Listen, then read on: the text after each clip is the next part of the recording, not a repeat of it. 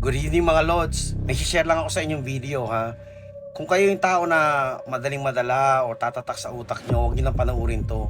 Kung kayo yung mga taong madaling masuka, wag.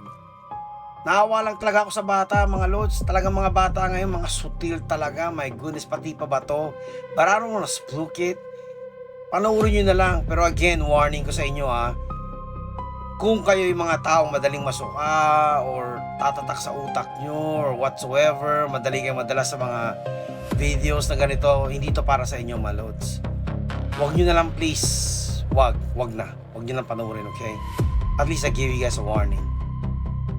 Ito yung sinasabi ko, Lods. Tignan mo itong sutil na bata na to. Binato ba naman yung buhaya, sira ulo? Ano ka ba naman? Bakit mo binato yan? Ayan, takbo yan. Kakakatingin, takbo, ayan.